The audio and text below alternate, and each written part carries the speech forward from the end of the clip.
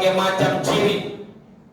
Bahkan kalau kita membaca di surah Al-Baqarah yang mungkin sudah kita hafal semua, Dzalikal kitabul la raiba fihi hudal lil muttaqin. Inilah Al-Quran yang tidak ada keraguan di dalamnya, hudal lil muttaqin, sebagai petunjuk bagi orang-orang yang bertakwa. Siapa orang-orang yang bertakwa? Dalam surah Al-Baqarah ayat 2 ini dijelaskan dalam ayat berikutnya. Inilah yang namanya tafsir Quran bil Quran. Jadi Allah memberikan penjelasan lewat ayat berikutnya atau ayat yang lainnya. Kadangkala Al-Quran ditafsiri dengan hadis-hadis Rasulullah SAW. Kalau kita lihat baca begitu banyak perintah sholat, aqimus sholat wa atuz zakat, tapi nggak ada satupun yang bagaimana cara pelaksanaannya. Tapi Rasulullah memberikan penjelasan dalam hadis beliau, "Shallu kama ra'aitumuni usolli." Sholatlah kalian sebagaimana aku sholat. Nah, dalam surah Al-Baqarah ini ayat yang kedua dijelaskan pada ayat yang ketiganya. Alladzina yu'minuna bil ghaibi wa yuqimuna shalah wa mimma razaqnahum yunfiqun. Yang beriman kepada yang gaib. Karena selain daripada alam yang bisa kita lihat dengan mata kita, Allah juga ciptakan alam lainnya, makhluk Allah lainnya yang kasat mata, yang gak bisa kita lihat dengan panca indera kita, kecuali yang Allah berikan anugerah, seperti para nabi, para aulia-aulia Allah, sholihin dan sebagainya. Dan ciri yang kedua, yaqimuna sholah, dan mendirikan sholat. Ini ciri-ciri orang-orang muttaqin, orang-orang yang bertakwa. Apa takwa itu? Takwa adalah imtithalul awamir wa tinabun nawahi, melaksanakan perintah-perintah Allah dan menjauhi semua larangan-larangannya. Pesan takwa ini bahkan menjadi satu daripada rukun khutbah. Kalau khatib lupa baca ini nggak sah khutbahnya. Satu adalah wasiat pesan takwa kepada seluruh jamaah yang ada. Takwa bukan artinya takut sama yang tua, tapi takwa adalah melaksanakan perintah-perintah Allah semaksimal mungkin dan menjauhi semua larangan-larangannya. Tapi kalau kita membaca dalam surah yang lain, salah satunya adalah surah Ali Imran. Seringkali ada di antara kita yang kadang-kala membacanya Al Imran. Padahal yang benar adalah Ali Imran, keluarga Imran. Beda dengan Al-Baqarah, Al-Fatihah, An-Nas dan sebagainya. Ini adalah Ali Imran, keluarga Imran. Kalau kita baca ayat yang ke-133, wasari'u ila magfiratin min rabbikum wa jannatin arduha as-samawati wal ardh u'iddat lil muttaqin. Segera, kata Allah, cepat kalian berlari menuju apa? Ila magfiratin min rabbikum, untuk mencapai, meraih ampunan Allah Subhanahu wa ta'ala. Dan meraih apa lagi? Wa jannatin arduha as-samawati wal ardh, raih surga nih, apalagi bulan Ramadan. Di sebentar lagi akan meninggalkan kita Ramadan, tinggal menghitung hari. Dan ini adalah babak final. Kalau yang namanya babak final itu tentunya tidak semua masuk. Kalau ada kompetisi sepak bola, di awal-awal ini banyak tuh yang namanya seluruh tim-tim yang berlaga. Tapi saat semifinal berguguran satu demi satu, dan kemudian pada saat final hanya beberapa tim saja dan ini adalah sudah final. Kemarin mungkin penuh, DKM panitia menggelar tikar sajadah di luar. Alhamdulillah sekarang saya lihat sendal sudah di luar-luar, sendal sampai keluar-luar, alhamdulillah. Karena memang kesibukan manusia. Kadang jelang akhir Ramadan, padahal ketika Rasulullah SAW sudah masuk di 10 bulan Ramadan, itu minan nar, beliau itu i'tikaf ke masjid, meninggalkan berbagai macam urusan-urusan beliau. Bahkan ketika tahun terakhir beliau akan wafat, beliau bahkan sampai 20 hari i'tikaf di bulan Ramadan. Jemaah sholat isya dan tarawih yang dirahmati Allah Subhanahu wa ta'ala, Allah siapkan nih yang namanya ampunan, yang namanya maghfirah. Karena memang sebagaimana kita ketahui ada fase rahmat di awal Ramadan 1 sampai dengan 10, ada fase maghfirah sampai fase itqu minan nar. Allah perintahkan kita untuk meraih ampunan dari Allah Subhanahu wa ta'ala, dan juga Allah perintahkan kita untuk meraih surganya. Karena pasti orang-orang yang bertakwa ini Allah janjikan semuanya akan masuk ke dalam surganya. Jangankan kita yang berkumpul pada malam hari ini di masjid yang kita cintai.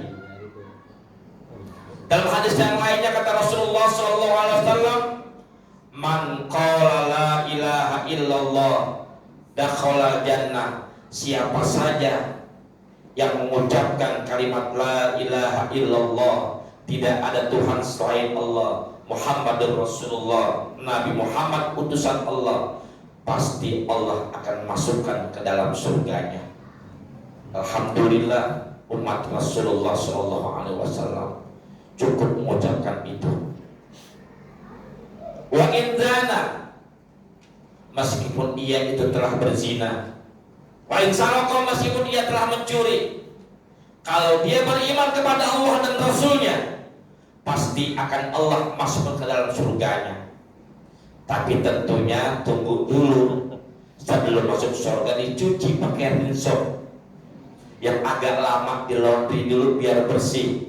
Di nerakanya Allah Subhanahu wa ta'ala sudah dibersih di laundry, baru dimasukkan ke dalam surganya Allah Subhanahu wa ta'ala. Nah, Ali Imran 133 ini menjelaskan bahwa Allah memerintahkan kita untuk mencari, menggapai ampunannya dan menggapai surganya. Dan Allah siapkan surga ini bagi orang-orang yang muttaqin, orang-orang yang bertakwa. Siapa orang-orang yang bertakwa? Ayat 134 kemudian menjelaskan yang dimaksud ayat 133 ini. Alladzina yunfikuna fis-sarra wad-dharra, yaitu orang-orang yang mau berinfak, nih yang berinfak fis-sarra, dalam kondisi yang memang mereka ada, dalam kondisi yang mudah. Yusrun, kalau kita baca dalam tafsir Jalalain, tafsir yang memang dikarang oleh dua syekh, dua imam. Yang pertama Al-Imam Jalaluddin Al-Mahali dan Al-Imam Jalaluddin As-Suyuti memberikan tafsir bisarra itu yusrun, artinya dalam kondisi yang mudah. Ketika kita punya uang, di kantong kita berbagai macam warna yang ada yang merah, ada yang biru, ada yang hijau, dan berbagai macam warnanya. Itu kita ke masjid kadang-kala nih, di kantong ini berontak, gua aja nih yang merah, dilihat, gua aja nih yang biru, gua aja nih yang coklat, akhirnya keluar yang hijau. Jadi Allah perintahkan kita untuk berinfak di jalan Allah, baik dalam kondisi lapang maupun kondisi sempit. Kadangkala Allah berikan kita ujian waktu yang sempit, rezeki susah banget, THR belum cair, padahal beberapa hari lagi udah Ramadan, udah selesai Ramadan, meninggalkan kita, anak belum diberikan baju baru, istri sudah ngomel-ngomel aja, belum bikin kue dan sebagainya. Itu istri yang di sebelah sana, yang di barat dari Masjid Al-Kausar, jauh di sana, bukan istri di Blok H. Di sini mah istri solihah semua, insya Allah. Itu yang pertama, bisarwat wadarra. Yang berikut, tidak orang-orang bertakawal kadiminal ghaidha, yang dapat menahan amarah. Amarah ini setiap orang pasti ada, tapi bagaimana kita mengontrol agar amarah ini tidak tersalurkan dengan cara yang tidak tepat. Rasulullah pernah marah ketika banyak umatnya di zaman itu yang sudah ada masjid, tapi satu sisi mereka maunya sholat sendirian di rumah munfaridan. Bahkan kata Rasulullah dengan keras, akan aku bakar rumah mereka kalau mereka mati sholat di rumah. Sudah ada masjid yang pahalanya begitu banyak Allah berikan kepada orang-orang yang berjemaah 27 derajat dibandingkan dengan sholat sendirian. Tadi Pak Haji Seyu sudah datang, sudah bicara, sehat Pak Haji? Alhamdulillah sehat, cuma buka puasa sendirian. Insya Allah habis lebaran ada temannya.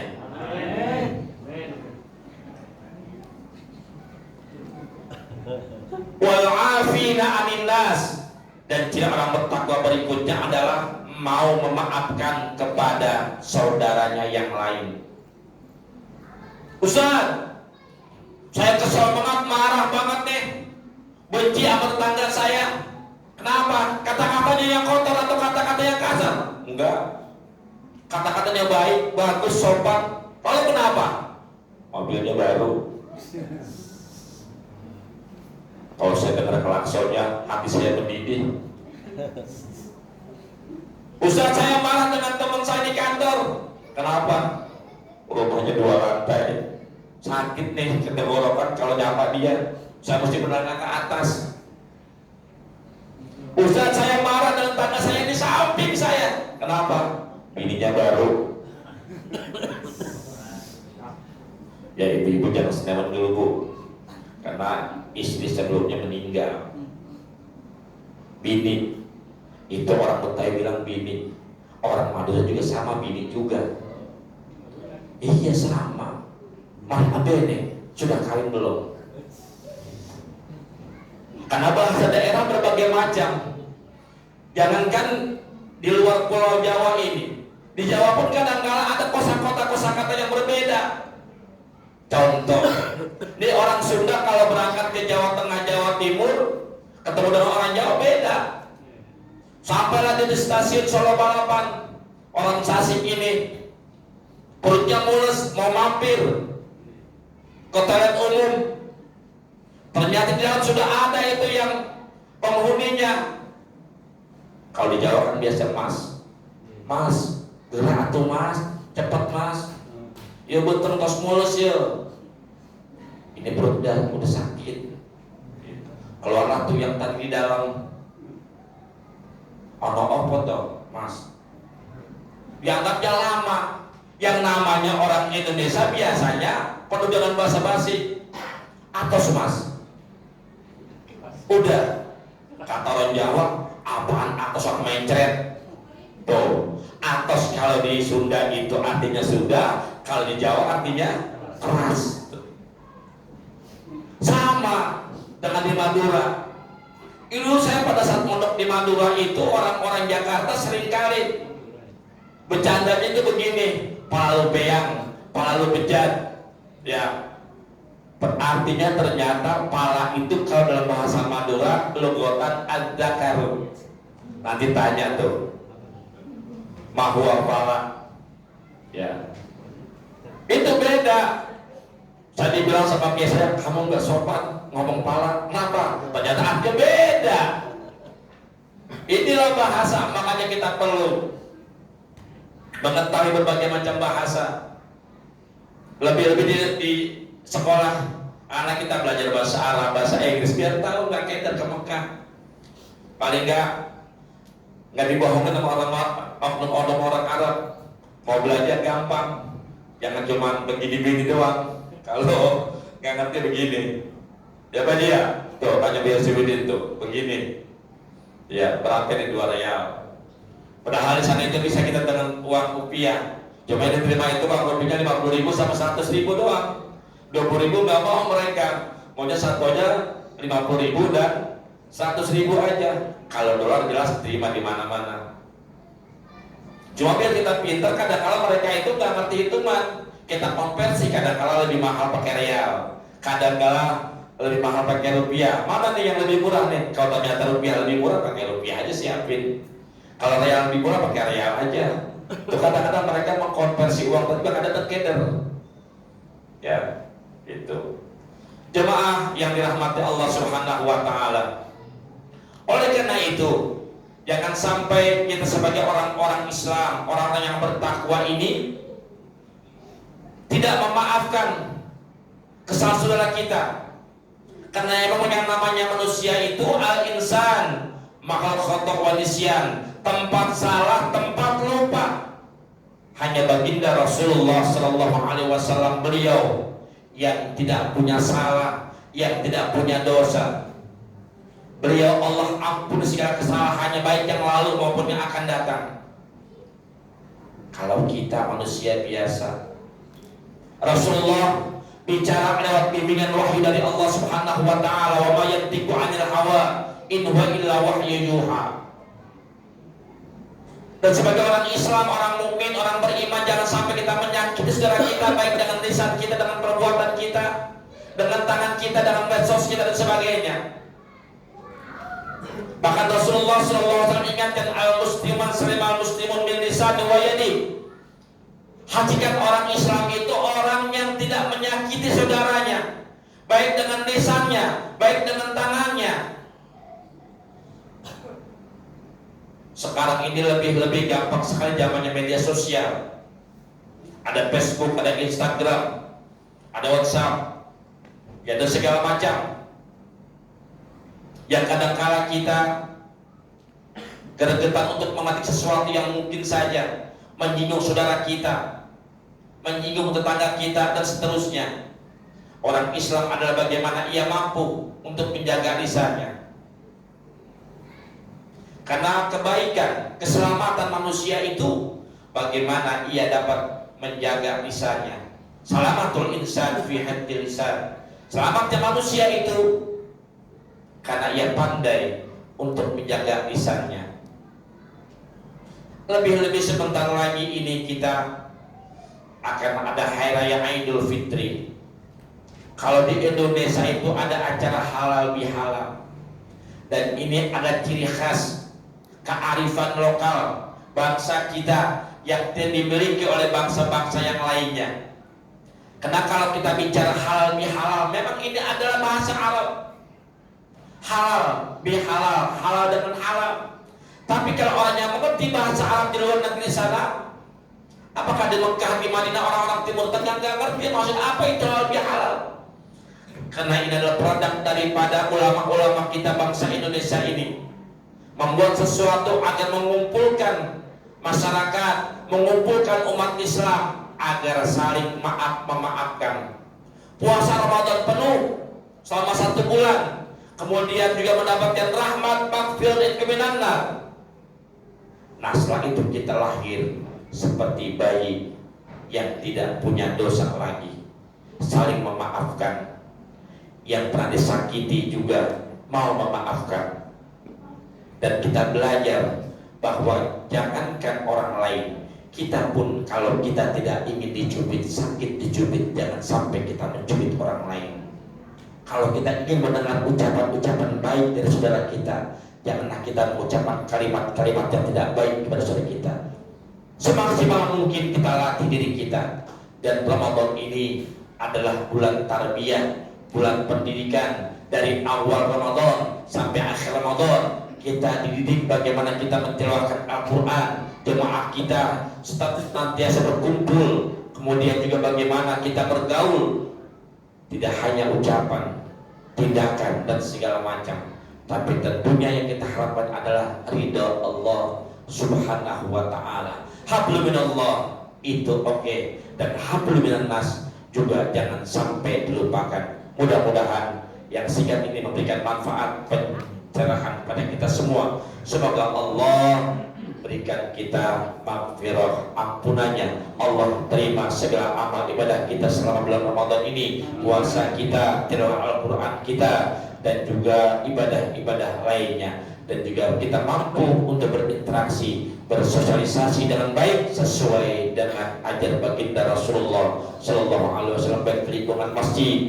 di lingkungan masyarakat, gimana saja. Tentunya orang Islam adalah orang yang senantiasa pandai menjaga lidah dan perbuatannya, dan pandai jangan sampai mereka melakukan sesuatu yang negatif, baik dengan lisan maupun juga kekuatan atau tangannya. Hadanallahu wa iyyakum ajmain. Wassalamualaikum warahmatullahi wabarakatuh.